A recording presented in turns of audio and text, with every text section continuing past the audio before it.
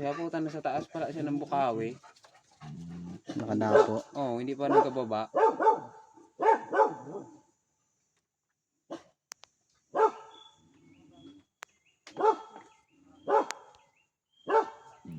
Tanungin natin kung anong sinyal to sa mga ano.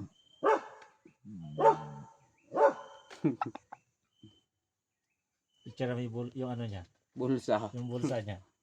Kabilaan talaga yung paa niya. Parehas talaga eh. Parehas na parehas eh. Pati sa palong. Pag natapatan ng kamera yung kabila oh, iba oh. Oh, yan. Ito na, nigir. Kabila. Nigir. Kabila natural. Labuyo ang kabila, yung kabila. Parang manok Nigir. bahay.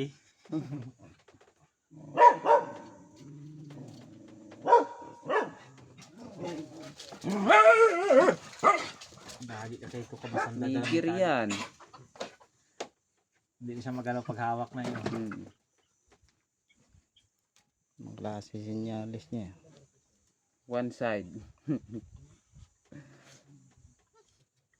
So, sa dami ng labuyo na nahuli ko rin, yan lang may balahibo. Saka yung mga paa. Ito binitawan eh.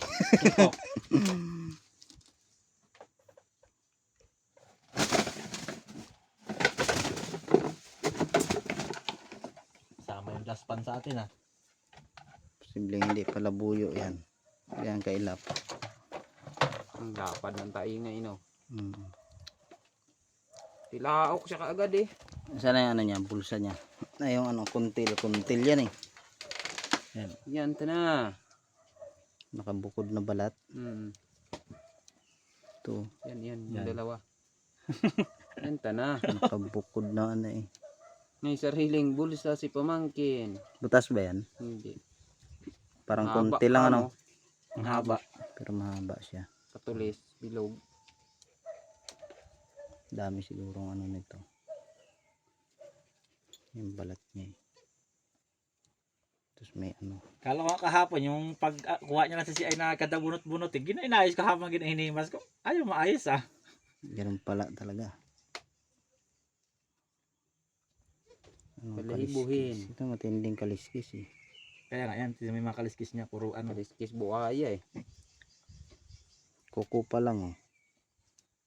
Pamakuan. Bilog pati yung kaliskis niya dyan. Signal. Lalaki.